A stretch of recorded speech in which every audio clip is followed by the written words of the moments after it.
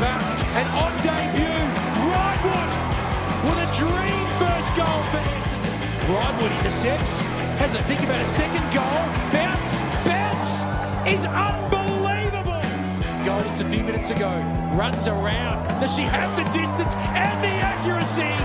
Maggie McLaughlin with a special finish. And Ridewood intercepts the debutant to a fellow debutant.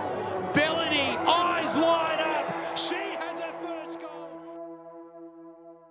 For one last time, we filled the hill, but a dominant Hawks took away our thrill. This is the Sash Women's, most definitely not the official podcast of the Essendon Football Club's women's side. As always, I'm Courtney, and I'm joined by Ari and Jordy. How are we, fellas? Very good. How are our weekends? Yeah, not too bad. Somewhat uneventful, but yeah. I'm planning a trip to Japan, so that's all consuming at the moment. Exciting. Yeah. Lovely. Really Japan love to and India, in fact. Oh, on the same trip. Yeah, back-to-back weddings. Oh. Yeah. Where in India? The wedding is in Chandigarh in the Himalayas. Okay. Yeah. Wow. Been to That'll be Chandigarh. fascinating. Yeah, it will be. A Sikh mate of mine is going over, getting married to another mate of mine. Yeah, I be love great. that. Yeah. I love that. Should try to head across to Shimla, which is pretty close to Chandigarh. Shimla, Yeah, on the list. Yeah, that's I want to hit up. Perfect.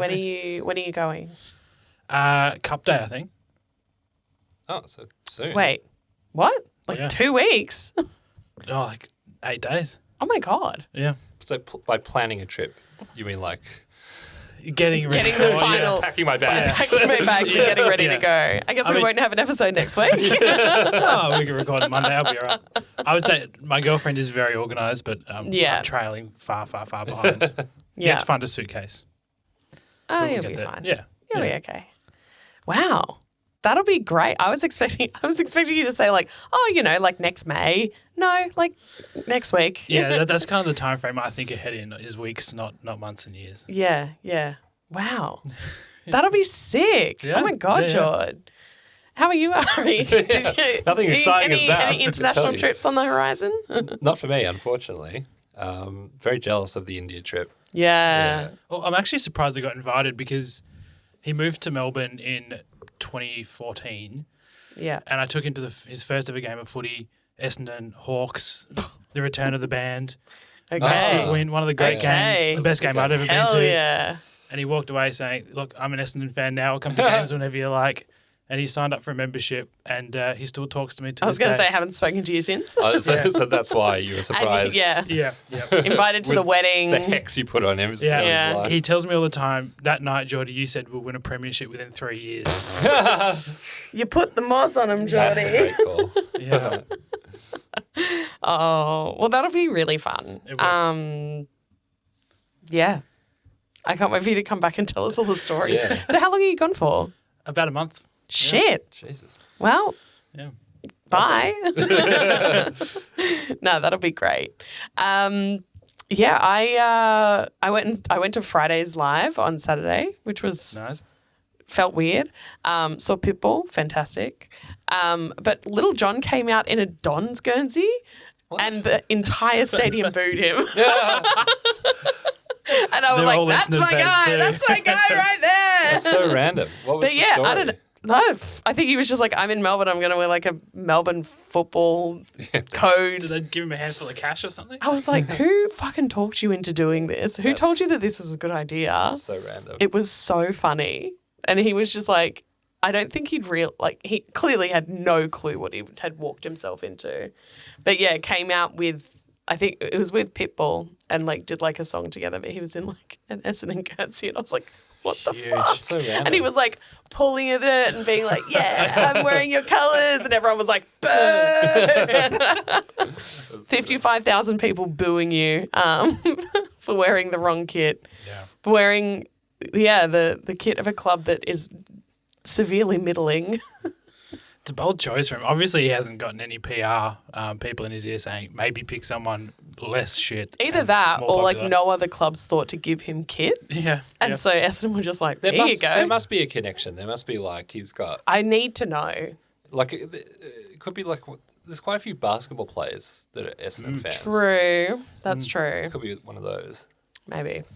Funny though. Do you reckon the Bombers So funny. tried to give one to Pitbull first and he said no and just worked the way down the Maybe. Sellers. Mariah just didn't even answer the call. Didn't pick up the phone. But yeah, it was a really, really great show. I love Pitbull and I've been wanting to see him for like 15 years. So it was real Huge. bucket list moment for me. It did also mean that I couldn't go to the game on Saturday because Fridays started at like 4:00. But we were back on the hill for one last game. Sadly, I feel like we kept it pretty tight for most of the game, and then the wheels fell off at the end. Essendon 3-8-28, defeated by Hawthorn 7-14-56. Our goal kickers were Kane, Adams and McLaughlin with that first one. Fantastic. And that was in front of about 2,800 people. So not a bad end to the year in turnout, I think. Yeah, there did seem to be a lot of Hawks representation. Well, that there. doesn't matter. And the bowls were on again. And the bowls were on again. That's the main thing. I wonder if they just include all those guys in the count. Yeah. They just nudge the numbers up a little bit. It is 3 out of 8 on our record with 8 straight losses. That drops us to 15th at 58.6%, which is pretty grim. I think lower than what I expected us to be. About what they pitched, what the pundits pitched at the start of the season. Yeah, I think looking back, I think the pundits thought we were going to drop off primarily on the back of our injuries. Yeah. And I think we kind of felt, and it looked like early, that our injuries were going to be all right, that we didn't lose anyone for the season that was like critical, and that we'd get Steph Wells back quickly, Matty Gay back quickly and whatever. And Matty Gay took a while, then got injured again. Steph Wells, it was till like mid-season, and then we got more injuries of critical players early, and that kind of fucked us. Yeah. But it was Georgia G and Soph Alexander's 75th game each, which is great. And Georgia G had a great game. Great game. She had equal game high of 24 disposals, 3 clearances and 2 inside 50s. So just like all over the park. Obviously, Nanscorn had a ripper as well, 22 disposals, 8 tackles and 4 clearances. And Gaylor's really coming into her own, I think. And that was, I think, represented in our votes from the Discord this week. 21 disposals, including 10 in the second quarter. That's wild. G was high at halftime as well. Yeah. I wonder, 24 must be close to career best, I would have thought. Oh, I think 22 that she got the other day was her equal best on best at the time. yeah. So Well, we would have taken yeah, it. equal game high. Yeah. So good. I did think we didn't look super defeated as well. Like we kind of kept our nose in it. We did keep it pretty close for the majority of the game as well. Kind of very helpful that Hawthorn were not great on goal, not super accurate. I mean, neither were we, really. Well, no, but it's good that they weren't. Yeah. It's been nice that, Hawthorn are one of the top teams, and we have matched it to a point with most of them, like Melbourne and Kangaroos. It's just the really poor showings against the teams around us that have really The games cooked that we us, should have been winning, Yeah, so it's nice to see that resilience, but it'd also be nice to win some games. It would be nice to win a game, yes. I don't know, I'm kind of in the death ride state of this season where You're like, look, I'm looking at there's only draft one. picks. There's only one game left, Ari. I'm looking The ride's almost over. Yeah, but I'm like hoping we don't win one of these games and we end With up an as upset, low as we dropped to possible. second bottom. Yeah, that Yeah. if things work out all right, we could end up with a pretty good pick. Yeah. There was one of our Discord members, Joe Fangirl04, also spotted Langers, Nick Martin and Welshie at the game, which is great. I'm not surprised that Andrew Welsh was there, considering how much he fucking hates Hawthorn. Yeah. I think he just wanted to show his face and kind of, walk the walk as well as talking the talk, I think. Yeah. Which is great. I mean, it's also great that he's very clearly very supportive of the women's as well, which is what you want in your kind of board members and people at the top of the table. Definitely. How did Brooke Brown go this week? Yeah, I think looked a little bit shaky after coming back into the side a few weeks ago, but played kind of more of that Georgia Clark role a little bit, where she was popping up, 60, 70 out from goal rather than being, the last line of defence, and did a couple of really nice things. Got a few inside 50s. At one point, broke a couple of people's ankles. And then We love that. Inside 50 to somebody. So that's really nice. And, a slight change to her role I thought was interesting. Yeah. Yeah, it's a bit weird that we played her. Maybe it's just because of who's been available, but she was always that. She was like, she's tall, but she was always more of like a flanker than a key back. Like, I don't think she's great at the gamble. No. Sitting under the ball against someone. Was really timid in that role a few weeks ago. Yeah, I just know her go. So I'm surprised they've sort of kept her so deep. But it's good to see her getting up a bit. Yeah. And Walesley had a pretty good game considering her twin sister was not there. Yeah. I mean, they were light at ruck, and then they had the injury. But their ruck was early like on. 19 or something, right? She's young. It was like third to fourth string. Yeah. Ruck. Yeah. So Steph, And a forward as well chipping in. yeah. So Steph had quite a big day. Yeah. Which she kind of should. Yeah, you'd expect that from that. And so she had 28 hit-outs, 15 disposals, and 7 tackles. That's a good day at the office for her. She got more hit-outs than Hawthorn in their entirety. Well, Actually, they had 22, I believe, as a team. But weirdly, though, we didn't actually win the clearances. It was from centre bounce, it was even, and then I think they got maybe 4 or 5 more than us from stoppages. So they were doing a really good job of kind of just ignoring the ruck contest and trying to play to their player and just watching whatever Wales did, and it actually kind of worked. So, you can give a tick to Wales, but, maybe our mids should have done a better job of following up a little bit. Yeah. Yeah, I mean, it does sort of confirm, well, we spoke about this like a couple of years ago, that like my theory that it's kind of fine if the other ruck will win every hit out. It's not really that much of an advantage because you rove to that. Whereas it's when like one ruck wins 75% of the hit outs, that's when you get a massive advantage because you expect your ruck might get it and therefore you play differently. Whereas like if you just anticipate that she won't, then it's like it evens it out much more. It's much more just a midfield battle. I thought she may have. I think she should have had a bigger effect around the ground potentially. Like, had more disposals and more touches than our opponents, but I would have hoped to really run them into the ground at that point. But chipped in nicely. Not the game breaking performance I was maybe expecting. Oh well. So we were saying before that this game leaves us at 15th. How are we looking with like how the rest of this last week of the season shakes out? Are we going to stay 15th? Are we looking at dropping further? Ideally, we go to second bottom, but that means that the Giants would have to beat Port Adelaide, which is probably not going to happen. But apart from that, Richmond play the Suns. So the Tigers, with a win there, they've got a better percentage than us, which is a sad thing to say. But a win against the Suns, and they jump above us, which would put us into third bottom. Okay.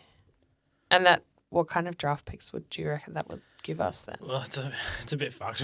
I mean, in classic AFL fashion, there's like 3 of the top 6 picks all tied to the Gold Coast, which they couldn't possibly have the picks to grab all of those 3 from the draft, so they would have to let 1 or 2 go, I'd assume. But and also having pick 1 fucks them a bit with that because it means they have to take one of them with pick 1. Yeah, that's true. Whereas like ideally for them, bid on it. If they had picked 2.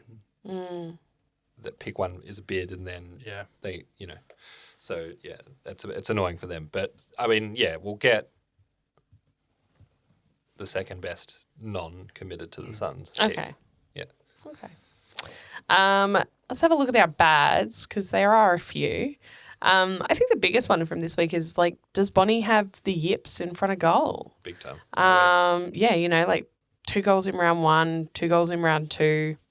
Nothing since. Kicked 11 behinds since 3 quarters in round 2. Even had like one literally like it seemed like it was at the top of the goal square, like straight on, and still managed to kick it sideways.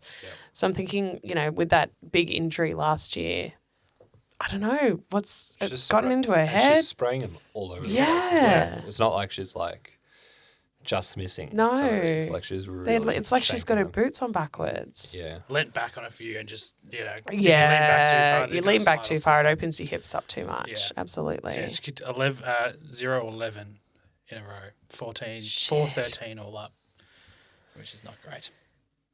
No, and it's just upsetting to see. Like you can see how much it's getting her down as well, because she's like, usually pretty trusted in front of goals, especially for set shots and stuff. So I mean, she's never been like a fantastic kick. She's never been like a really reliable No. shot, but she's been like a 50-50 shooter. Yeah. or maybe just a bit better than 50-50. But it's obviously some portion of it is mental. you yeah, know, definitely. because she's like missing kicks that obviously she can make and Yeah. would usually. Yeah.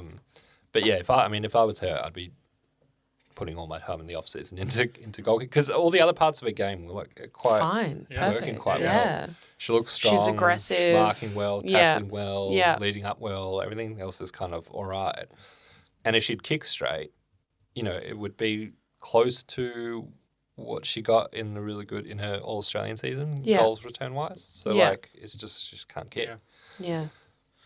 Like the key forwards have been a bit of a problem all year, really. Like if you consider our three keys as Bonnie, Bannister, and Alexander, they've kicked like 15 goals between them. Yeah. Alexander with 7, Bannister and Toogood with 4 each. So like, if Bannister and Alexander had kicked 12 goals each, then we might not be speaking about Bonnie the same way. But like when we've got no one kicking consistent goals, it's pretty tough to watch. Annoyingly, Alexander is you bank on her kicking it every time. Got a Peter right leg. But she's the one that gets it the least. Yeah. So it's Yeah. like, I mean, if Daria's like Bonnie, it's like it's a 50-50. Yeah. If she's gets. I feel like connection Daria's a right. bit better when she's under pressure and she can snap them. Yeah, I mean like set shots. Yeah. Bit stringer in that vibe as well, though. Like, Yeah. I trust her more from the boundary in the pocket than 25 in front as well. But that shows it's like that's mental. That's Yeah. It's like the Georgia G thing of not taking the shot. Yeah. When it's like probably makeable, and when it's like just less than probable, she takes it. I did also notice this week that we're really struggling to lock down with that one-on-one pressure and tackling as well. It's just like letting that get free. It's like that should be a very easy, very basic skill to be able to, put on that pressure and maintain it and, land those tackles and stuff. So, yeah, I don't know. I don't know what's going on. The wheels really fell off in the third when that rain set in as well, which we know we're not great in the wet, but like, it was not good. It was not good. Yeah, I'm actually a bit worried about tackling situation. Basically, everyone but the forwards. I think our forward line tackles pretty well. There is a lot of like just an arm stuck out kind of situations, and they the just real bust Daria through. moves, and not Bannister. She's fine. These 5 players all played down back and all had 0 tackles. Brooke Brown, Taya Chambers, Georgia Clark, Matilda Dyke, Elise Gamble all had 0. Why are they not making any tackles? Like, what's going on there? Be nice. I mean, Yeah. I think some of them. I mean, this is the problem with a lot of the taller players is they're quite slow, Right. and that if the ball isn't won in the air, we've got problems because they're not quick enough to recover at ground level. Yeah. Yeah. And yeah, it's like we have to have pressure on the ball. We have to be winning it in the air. We have to be marking the ball. That's why Maddie Gay is such a crucial part of it because she's the intercept marker. So if she's chopping in and marking the ball, she's also great at ground level. It makes a huge difference. A lot of these players, like, I wouldn't trust Gamble to get the ball not from a mark, not in the air. So are we needing like a bit less height in our back line then? Someone that can pick those crumbs up and get it out and moving? I think so when we don't have a dominant intercept marker. Yeah. I think Georgia Clark's was doing a lot of that, but she's kind of second banana, and she's having to be first banana with no Maddie Gay. So yeah, and then like we're also short on defenders. Like there's no Sophie Benfield. Yeah. The other small one, shorter, ACL, halfway through the year. Oh my God, I've Not completely Doonan. forgotten. No, not Doonan. Doonan has been No. released. I always got the two confused though. Brooke Walker. No, it's not who I'm thinking of actually. That's right, we can Don't just matter, cut this yeah. back in. In any case, Keeney, Goffey. No? Like- Gilroy and McDonough sidestepped too many players. Yeah. It just happened time and time again. Was this just like a structural thing as well? Like Yeah. I feel like our structure really broke down in that like defensive 50. Yeah, absolutely. Radford. is who I'm thinking of. Radford. Yeah. I was just throwing names at you to see Who if I you really would like land. as a role playing sort of lockdown defender. Yeah. So, yeah, there are plenty of those smaller defenders out there, that's for sure. Yeah, was it, I don't know, there's like, were just moments where like, and I've noticed this a few times over the season where like, opposition players are just running free, plenty of space around them or plenty of people around them that aren't tagged, and it's like, what are we doing here?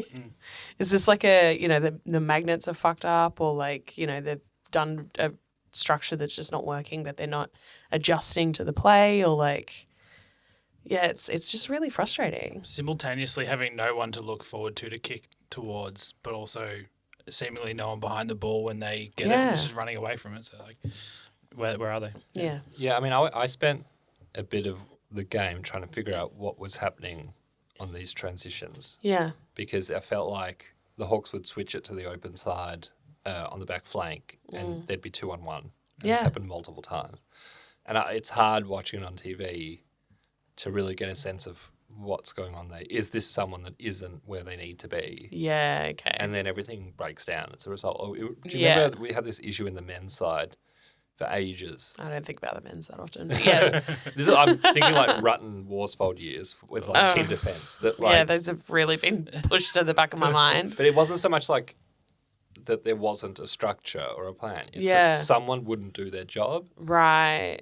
And that fucked it all up because then the next person has to... Because it's a domino effect. Yeah, exactly. And I don't know if it's that and it's someone that's not doing their job each time, or if it's actually the structure. Yeah, okay. And that we're not anticipating what they're doing. Yeah.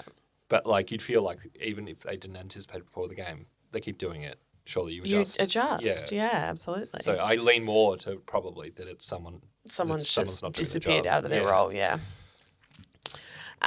We did have, after kicking her great goal, which I loved, Adams did get injured with a head clash in quarter 4. I'm a bit worried about that because she obviously already wears headgear. Did anyone actually see what happened with that? I think you were watching it before, Jordan. Yeah, it didn't look that bad in the footage. It was kind of like the Hawthorn player's cheekbone to her nose, which obviously is painful as. But Yeah, for both. Yeah. I don't know. I feel like, if she's in concussion protocol, she's obviously out for the rest of the year, well, the one remaining game. But Yeah. I don't know. I feel like maybe it wasn't too bad. So, Okay. I don't know. Yeah, That's literally I mean, just me like looking at the we're footage. recording this on a Monday as well, so we don't really get to see any of our, post game. Did she get back on the field after stats. that? I don't think so because Yeah. it was quite late. Yeah. Also, you don't know with those, especially when it's contact to the face, whether it's like a facial fracture or something like that, because they'd also be subbed out for that. Yeah, it wouldn't surprise me if she broke her nose because it was smack bang right Yeah, on and the you're point. probably unlikely to get a concussion from a whack to the face. Yeah, it's not quite the jaw or like the side of the head. Usually it's like to the temple or something like that. But anyway, it's like if either way, she's unlikely to play next week.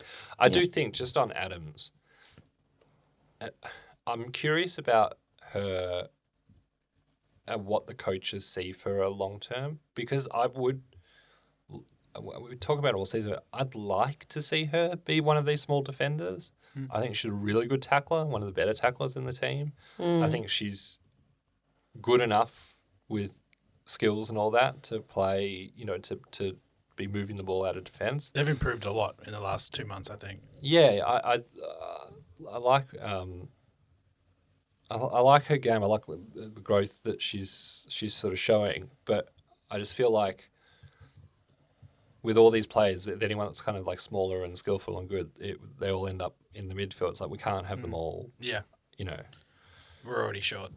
Yeah, like you need some players, role players in different parts of the ground to do the jobs, and it's not happening. We're getting beaten in ground balls all the time. We're not getting tackle numbers in D50 for ages. Like put someone there that's just gonna hunt, player and ball. And I think she wouldn't could do hate that. seeing her in sort of like the Matt Guelphy kind of thing of like locking down the sort of the more aggressive half-backer of the opponent. But like in either sense, would still be a lockdown player, which I think suits her well. Yeah, and she could do that for sure. And I don't think necessarily if she's down back, it needs to be like a lockdown on a small forward necessarily. It's more like if you're playing Chambers, Brown, Clark, and Dyke. Gamble, and Dyke as well if she's sitting there. Like, that is a fucking huge backline. Like, you need some variety there, you know. And none of those defenders, maybe with Clark's exception, are like dominant enough that they're going to win all their aerial battles. So it's not like even that you're just blanketing. You know, when we played against St Kilda, what's her face at St Kilda? It fucking tarred us up. Wardlaw. Oh, yeah, Jessie. You know, yeah, so it's like even having a tall defence, it hasn't stopped us getting outmarked. Yeah. Yeah. So at least let's not get hammered on the ground game, Yeah. which you don't need. Yeah. You need a bit giants of to do. diversity in Yeah. that. Yeah, you need someone that can get low and Yeah. scrum through. Yeah. We basically just need like a Georgia and Scorn in each section of the field. It would be useful. If we could just somehow clone her. But yeah, after this, it does mean that Hawthorn's now practically a lock for the top 4.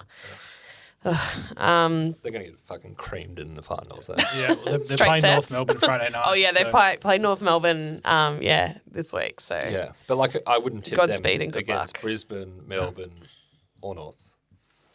Yeah.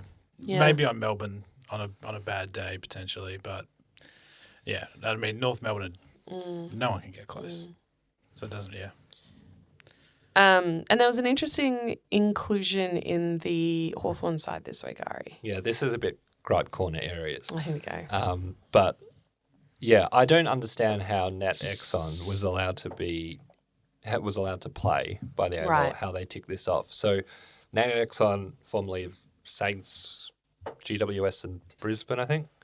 But most recently the Saints, has been playing for Box Hill in the VFL. Yeah. And the Hawks had a mutual, in quotation marks, delisting of, I can't even remember which player. Coddy. Right. Cloddy? Chloe, yeah. Yeah. Giving them a list spot, which is how they've put Nat Exxon In. on their list mid-season. Now, Okay. this is how it works basically, just really quickly. Yeah. Pre the start of the season, if you have an injured player, you can replace them Yeah. on your list and they can play like any other player. During the season, if you have so many injuries that you cannot field a full team, you can have injury replacement players play in your team. Yeah. Collingwood did this with Lily Rose Yeah. earlier this season. So they didn't have enough fit players on their list, so they get an injury replacement and she can play. If you have fit players that aren't playing, they have to play ahead of an injury. So you can't have an injury replacement player if you've got fit players. Yeah. You can't add them mid-season. I don't understand how this is any different to that. I don't understand Yeah. how mutual delisting is a difference. Like, this is the list at the start of the season. Yeah. Connie's on the list. Yeah. It makes no difference. You can't just change your list mid-season Yeah. when you've got fit The players only that thing can I be playing. could think of is that it's like, like not exceptional, but like, just incredible circumstances that have meant that they've had to do this mutual delisting because she hasn't played this year and she also hasn't been named as an emergency across the first 10 rounds. They can delist her. That's fine. Yeah. That's nothing to do with it. Yeah. My issue is Nat Exxon playing Yeah, okay. because It they've it got should be fit like, well, yeah, players. they can. Oh, okay. So they've got fit players, but they're. She's yeah. not an injury replacement. They've got fit players who could be playing. Yeah. They omitted two They've players just this like week. topped up the list. Yeah, they for- omitted two players this week. Those Yeah. two players are fit. Yeah. Why aren't they playing Instead of. Clotty, who's been delisted? Sure, that's Yeah, fine. that's You can fine. do that. Yeah. Why is Nat Exxon allowed to be added to the list Yeah, that's weird. when you have fit players? This is not what the rules are. Yeah. So it's like, I don't know, we're going to talk about the Carlton thing later, but it's just like this, like, rules on the run. Yeah. Oh, okay, you can do it. It's like, well, why? Oh, you're a top 4 side. You can do it. Yeah, it's like, it's that would have been pretty handy for us. You know, I at some point during the year. know. yeah, and it's nothing against Nat Exxon. Like, fine, Yeah. you know, it's not her personally. She's got nothing No. to do with it. It's about the league. It's like take the opportunity, go for it. yeah, like, I don't even if blame the there's a Hawks loophole, for trying right? to do it.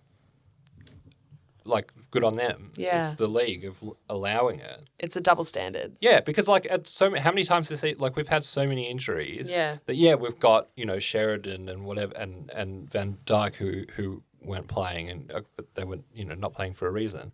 Well, it would have been great if we could bring Lily Rose back from, you know, when Bonnie's out for 2 weeks and you know, but you can't because they weren't on the list at the start of the season. Like that's the rules. Would be nice. Yeah. Like, that's why you don't allow this. Yeah. Anyway.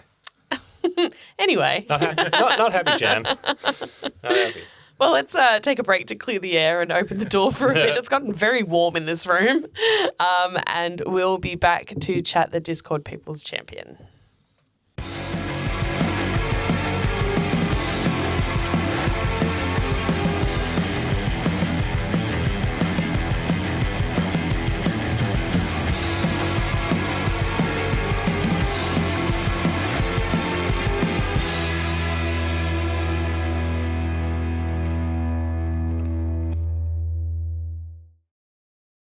Welcome back. You're listening to the Sash Women's, and we're having a look at our Discord People's Champion.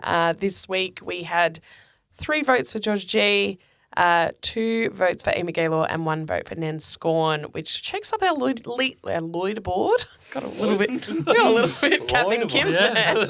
Shakes up our leaderboard a little bit. Nan Scorn head and shoulders above the rest with 24. I've really done a number on Ari there. Amy Gaylor comes up into second with 9. Wells on 8. Pressparkers and G on 7 apiece. 4 for Gay, 2 for Toogood and Bushy and Bannister, and 1 for McLaughlin. We're coaches' votes, we're guessing they're probably not going to be released for the last 2 rounds, as is tradition. But yeah, Nan Scorn, I mean, Ash Riddell's head and shoulders above the rest. 20 She's points up or something. insane. Very well deserved. They've had an incredible season, and she's had an incredible season too. But yeah, Nan Scorn's sitting 19th, so lost out on a sniff on that one. But let's look ahead to round 12. Just before you go on. We should next week do maybe put up in the Discord as well, like a predicted top 10 BNF. Ooh, that's good. We'll see. See how we go. Yeah, see how we go. Nice. I like that. Wait, like league BNF or club? No, club. Oh, okay, cool. Yeah. Fuck the league. I don't care about that anymore. But yes, we do have one more round against Sydney up in Coffs Harbour at 5:05 p.m. on Saturday. On the road for our last round. Everyone's on the road for their last round. How's the head-to-head looking? Pretty good. I mean, they've been average in the last couple of years. We've played twice, won twice by fine margins. Yeah. I watched us last year beat them by a few points at Whitten on a Wednesday night. I feel like I was maybe there for that. It was a strange vibe. Yeah. Strange vibe. And then we beat them by 4 a couple of years ago at Icon as well. So we're definitely at that game. Yeah. Was that. I think it might have been prior potentially as well that week. Yeah, it was. Well, yeah. Yeah. So 2 games, 2 wins. Yeah, never played them in Sydney, which is and we still won't. Yeah. Which is quite good. Which is it's good because Essendon are really bad at the SCG. Not that they would play the SCG; they beat Henson Park, but it's probably like the most advantageous home game in the league. Just about like the vibe that they pull up at Henson and North Sydney and stuff is way better than it's great everywhere else. Yeah, and also it's like a uniquely small, tiny little ground. Yeah. So it's like I've played on Henson Park. Like that's how small it is. Yeah, it's a great ground.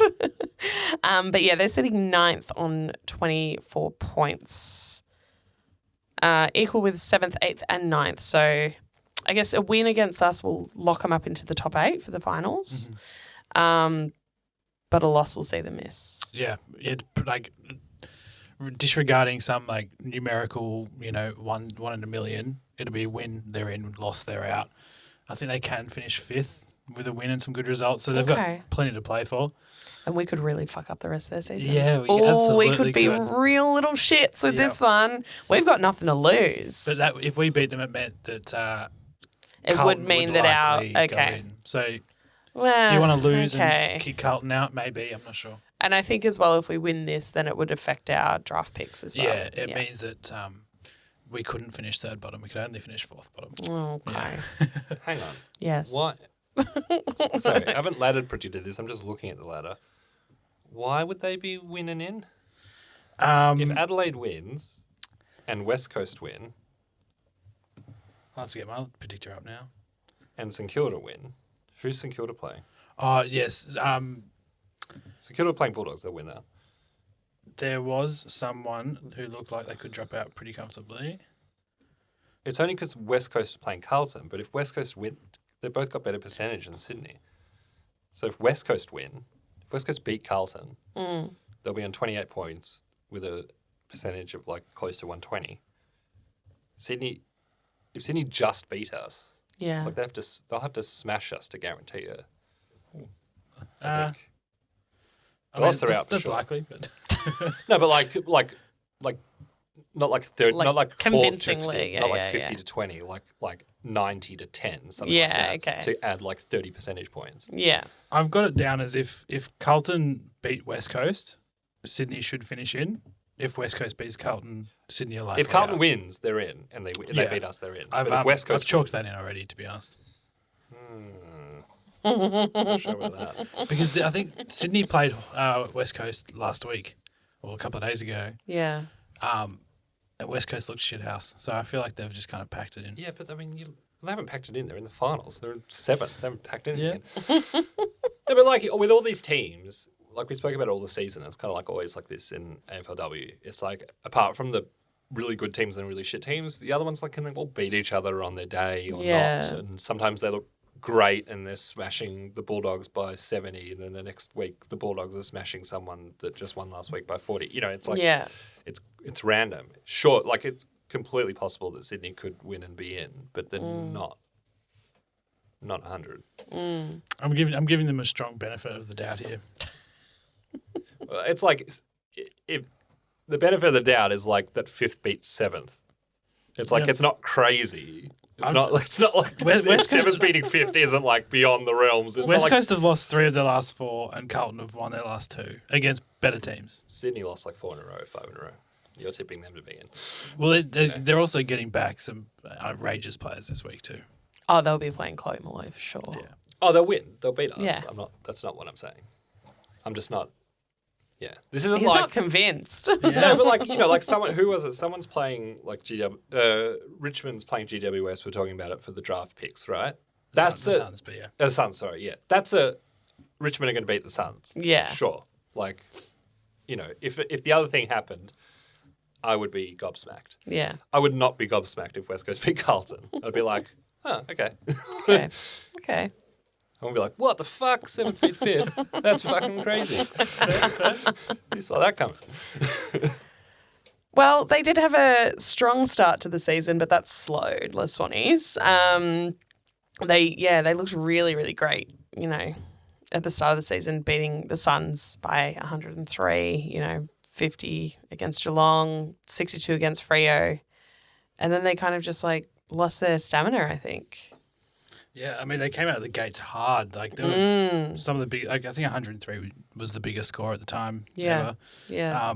Molloy was kicking 4 and Molloy then 7 was having and it 4 and she was something. on a tear. Yeah. They've lost a couple of ones in the middle of the year that they'd absolutely be kicking themselves about. I think they lost to Collingwood, Yeah. a couple of others, but yeah, they really should have locked themselves away into the top 4 just about. They're one of these teams, looking at their list, if they draft and trade well, they could be really bloody good. Oh, yeah, they could be terrifying. Maybe not next year, if they lean to draft more than trade, Yeah. but maybe in a couple of years. But their top end is fantastic. They've got 5 best 30 players in the league. Yeah. Will be at least in the next couple of years. Yeah. Good age profile. Yeah, and they're all of those I players. was going to say mid-20s. Yeah, apart from Molloy, who's not old either, but she's a little bit older than the other ones. Yeah. They're really, really good, really talented. They do have a big gap.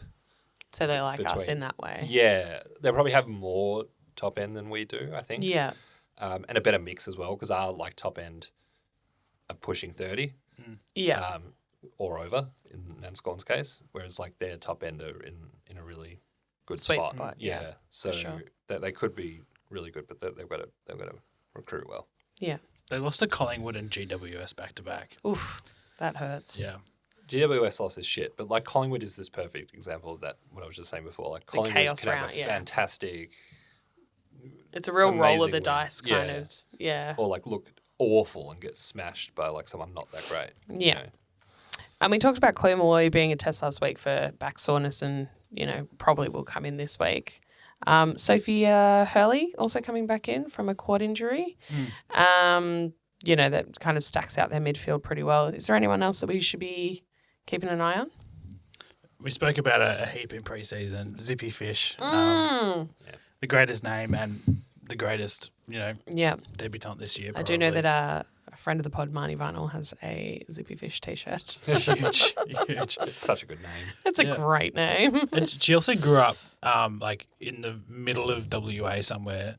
So like kind of a strange name. There's not much water around, but No. still caught the fish. And some dams, who knows? Yeah. Yeah. I bet you she's South African heritage. Zippy Fish. Fish is a really Zippy Fish. No, Fish. that's That's New New Zealander. it's Kiwi. That's quite a common South African surname. Is there a tennis player for something Fish? Marty Fish? Was he American? There was a soccer player, Mark Fish, back in this is 90s. This is retro, retro soccer. This is like World Cup '98 areas. Okay. Yeah. Lauren Gardner is also doing well this season, getting more than 31 touches a game, where Nanscorn gets 24, and has like big clearance and tackle numbers as well. So that'll probably be put the midfields and especially that kind of like roving team through their paces a bit. They've also got Ali Morfitt as well. So they've got yeah. one of the better rucks in the league, or at least one of the most promising, doing the grunt work. And last year was a bit of a down year for her, but year before she was runner-up in the Rising Star and All-Australian, and she's absolutely back to that form. So Big test for big one, yeah, Steph. absolutely. Yeah. All right, looking at our match predictions for next week, let's quickly gloss over last week's because congratulations, Ari. Very close. Very close on the result. You said defeated by 29 points and we were defeated by 30, I believe. We were making a foray forwards with a minute to go, and I was like, "Come on, kick a point. Let's make it happen." Give it to Bonnie. Guaranteed point. So we'll get you to kick off this week. Who's got most goals for you, Ari? Jesus, I mean, who can pick most goals with that forward line? I know they kind of share it around a lot, don't they? And they'll just kick one each. Yeah. When was the last time someone kicked multiple goals? I'm going Maggie Mack. Ooh, okay. Nice. Who's your best on? My best on... You can't say Zippy Fish because she doesn't play for us. I wish. Best on will be Gaylor. Nice. And what's your result? And we shall lose by Spin the wheel. 22 points. 22. Chew. Jordy, who's on your most goals? I think every now and then Alexander pops up for 2. Oh, yeah, So, go on. Yeah. Most goals of 2. That's great. Who's your best on? I think that Georgia Clark is going to dominate Privatelli. Ooh. Oh, and Privatelli's she chopped back in recently and came in last week, red kicked hot. 3, yeah. And what's your result? They can really pile on a score, so I think it might be Oh, 35. okay. We only had 1 goalless quarter last week, breaking the mould How good. for us. Love that. I was like, we're kicking some goals this week. This is great. Most goals for me, I'm going to say...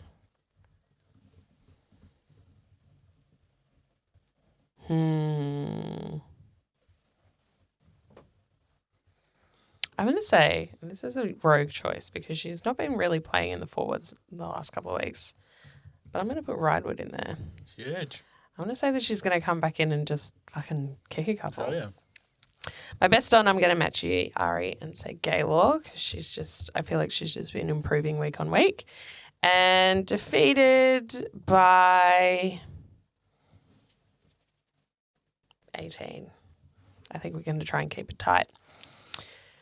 So fingers crossed.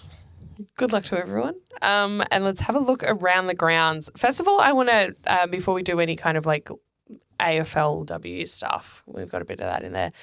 Did anyone catch the Jillaroos versus Fetu Samoa on the weekend? No, but I've just seen your note in the Discord. Oh my God. So Julia Robinson did this I saw it on the news this morning. It was an incredible try that was like an absolute yoink. It was from like a pot shot kick from another player, and it was right on the try line and literally was like 5 centimetres, if that, away from a Samoan player's hands.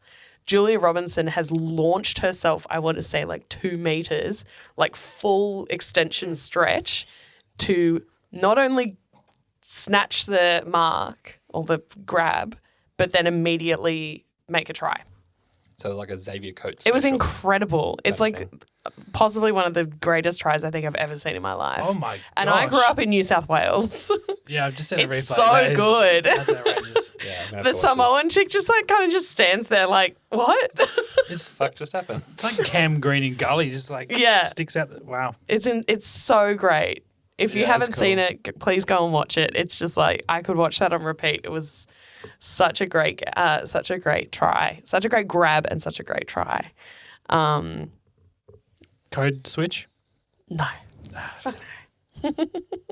It'd be a double code switch. I mean, like I watched a lot of rugby league when I was growing up, but this is union, which is even further away. Right. Are you watching it, Ari? No.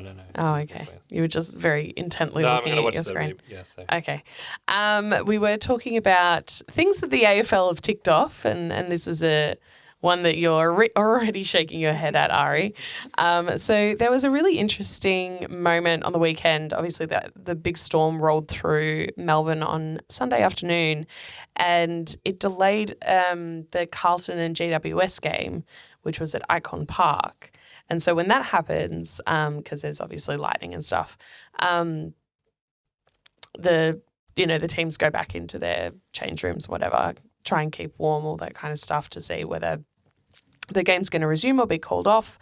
But because it was at Icon, it meant that Carlton got to go back in their like top class facilities, and GWS went back into a room that had one exercise bike, and the hallway was flooded. But apparently that's fine. There's no regulation stopping the Blues from using their training facilities during that break. They also came back and won, I'm pretty sure. Blues. Yeah, comfortably. Yeah. 40 points or something. Yeah, so it was like the photos that I've seen from the race from GWS is just like, what the fuck is that? You remember that stand is like there's no one ever sits in that stand. Oh, yeah. The away change rooms are in because it's because like of floods, decrepit. apparently. Yeah. It's like a fire hazard and floods. I don't think Carlton did anything wrong. No, again, it's like it's like with Hawthorn. It's like, well, if you're allowed to do it, then do it. Yeah. It's like the whole damn system that's wrong. Yeah, but it's my problems with the AFL ticking it off. Yes. That like what they should have said is nothing wrong was done. No. But we're going to alter the rules for next season. Yes, absolutely. Should there be a lightning delay or any delay of game, you can only stay in the change rooms. Yeah. You cannot go to into other training facilities. Yeah. Because obviously in the men's comp this isn't an issue because, well, for a number of reasons, but one being they're at neutral venues. Yeah. So you don't have your training facilities and there. both of the facilities in the change rooms would be pretty bang on. Yeah. But I think the home change rooms at Icon wouldn't be like a huge departure from the aways. It's that they went out of those changing rooms. Yes. So it's like, which doesn't exist at the MCG. You don't have the hangar. Yeah. You know. But they obviously have to change that because this the lightning delay of game thing is now a problem with all sports. We saw what happened with the Club World Cup in the summer where a Chelsea game got delayed for like 5 hours. Oh, good. And everyone's just twiddling As if their you thumbs. wouldn't just call it off. Well, I think They kind of couldn't. it screws up everything more Yeah, if okay. they have to come back again, Yeah. you know. Yeah. Interesting. Well, yeah, I'm keen to see kind of how the rules change again ahead of next season, as they are wont to do. Another thing that's happening that came out today, Paul Groves, our assistant coach, is departing at the end of the season. He's resigned and he's going over to be senior coach at Williamstown VFLW. So thanks, Grover. Any thoughts in that? I don't know. No thoughts to me. No, I mean, I have no thoughts. Yeah. Yeah, I mean, all assistant coaches want to progress. Yeah. Oh, yeah. Going over and being a senior coach. It makes sense. Enjoy Williamstown Oval. That is a bitch of an oval when the wind's up. Yeah, windy than windy. Oh, my God. When it comes off I've never been so cold in my life as when I have been standing there watching a game at Williamstown or Sandringham as well. Also, I refuse to go to Williamstown out of principle because... You live south side. Yes, and it makes it impossible to get in and out of there because there's one road in and out to get to the southeast of Melbourne. That's so you true. have to take the West Gate. That's true. Or go all the way up Maribyrnong, Essendon, Brunswick, or go all the way around the other way. It's like, it is like you're cornered. You are. Yeah. Yeah, Williamstown especially. Yeah, I don't like it. Okay. We have discussed the incoming draft over the last few weeks, but what would we be looking at in the trade period? Has anyone managed to dig out any information? I haven't seen It's so difficult. Yeah. Interesting. It's almost as if they don't give a shit about the women's. I think we'll only see stuff after the men's draft. Then we'll start to see all the stuff come out about the women's. Okay, because they can only focus on one thing at a time, apparently. Yeah. It's like, it is kind of annoying because, like, being an AFL men's Essendon supporter, you know, you start looking at drafts 8 weeks into the season when you already know that you're going to be terrible. But Yeah. I haven't even got the luxury of doing that. No. There's like one rookie me power rankings from about 2 months ago. Yeah. And that is quite literally the only thing I've ever found. Yeah. We don't even know anyone that's like late in, like probably not contracted next year and stuff. That's the other thing, that contracts are so wishy-washy in Right. AFLW that, like, with some really elite players, you know what's happened. That, like, but even elite players, I happened to find some random article that was on, like, K-Rock or something about Georgie Prasparkas having been signed for until 2028. That's the only place on the internet I saw that reported. That is Nowhere not else. even on Geelong's site. No. What the fuck? On Geelong Rock FM radio reported it. That was it. Shout out Geelong Rock FM. Yeah. Thank you for doing the Lord's work and giving a shit about women's football. Yeah. I was actually listening to a broadcast of the game that we played last week because I couldn't get there for it. But it was on Wharf Radio. Have you guys listened to Wharf Radio? It's Occasionally, great. yeah. It's What is like... Wharf Radio? It's just a women's sports radio, like community radio kind of thing. It's Women's Australian Rules Football Radio, basically. It's 100% volunteer production. And it's like, it's so fun. It's so good. And they called Bannister and Bonnie the Killer Bees, which I loved. It was a real thinker.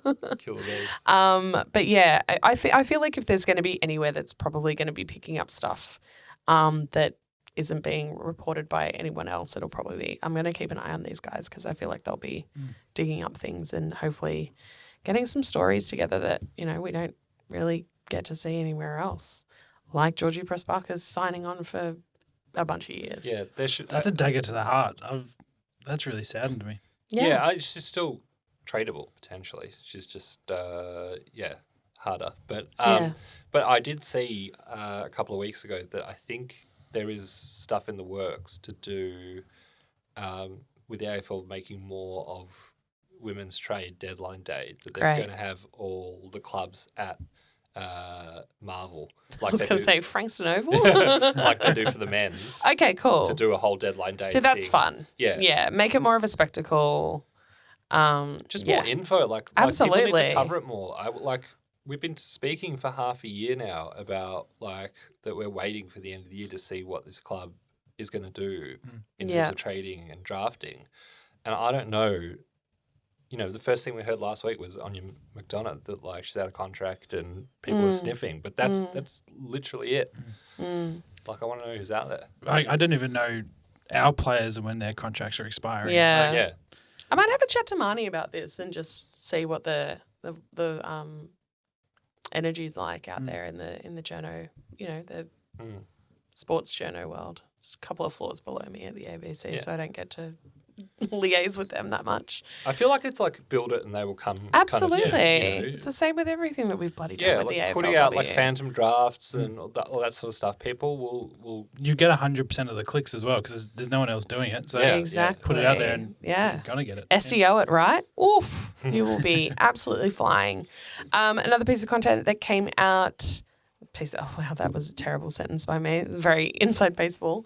Another story that came out today is that we have re-signed 5 players for the VFLW for next year. So we've grabbed Maddie Ford, Drew Ryan, Madison Albrecht, Meg Harrison and Lily Bateman are on board for next season. Wow, I'm trying to read things and talk at the same time. Yeah, I mean, Ryan's been in the lineup for a couple of years. Bateman's been, you know, had a breakout year in 2024. Ford has had a great one with the Club Best and Fairest and VFLW Team of the Year as well in 2024. So it'll be great to, it'll be great to see them all back in the side next year. Made finals last year. Oh, this year. Had a good crack. Yeah. Had a red hot go. Let's go. So how do we feel like the top 8 is going to shake out after next week? Well, I mean, it's all Like, kind of it's all pretty kind locked of in. set except for what we were talking about before with the who of the bottom Yeah. who of 9 to 5 makes it. That's and who finishes where. Yeah. Everything else is. I mean, I guess Melbourne and Brisbane could switch if there was some weird result, but other than that, I think top 4's settled and Okay. Adelaide could drop out, which would be crazy. Yeah, they've been really weird this year. They're playing Freo, and if Freo win of their own accord, they've got a chance at scraping through if a couple of other teams lose. But seeing the Crows not in the finals would be weird. So strange. So weird. That's the final game of the week as well, I think. So of course it is. Yeah. Love that. Real buzzer beater. So with the way that the top 8 is looking now, how would like our first week of finals look? Hawks and Roos, so 1 and 2. So it'd be Roos, Lions, Hawks, Melbourne. Oh, yeah. Yeah. Well, Hawthorn, if Hawthorn lose, they could well drop to 4th. So and they're playing North Melbourne as well. So, okay. So that's probably going to be Hawks and Roos and they've got significantly worse percentage than Melbourne and Brisbane in 3rd and 4th. So you'd expect Hawthorn to fall down and then get double bounced by North Melbourne. Oh. Yeah. The worst time on the trampoline. Back to back. See you later. They'd have the second chance though. Yeah. So true. They then play the winner. The winner from. It would be the winner from the St Kilda West Coast if it was this current lineup. Okay. Interesting. But I mean, it's so moot. We know who's winning the flag. Yeah.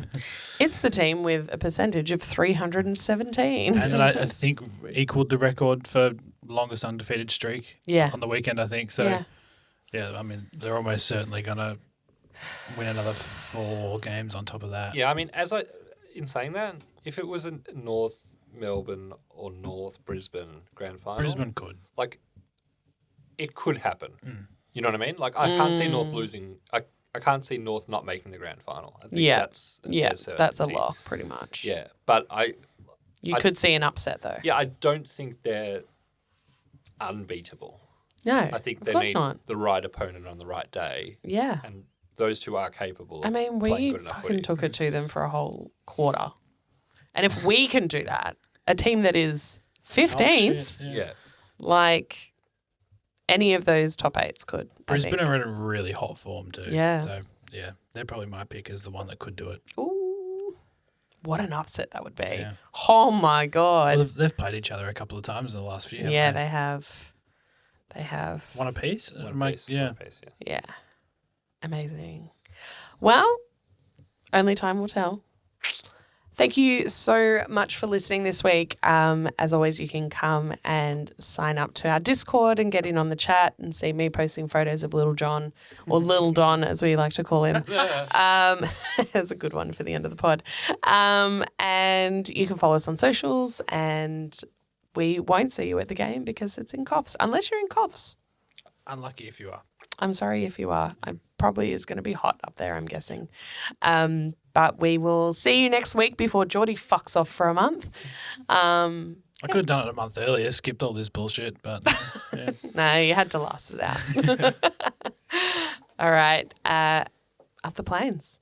Go the Plains. Up the Bombers.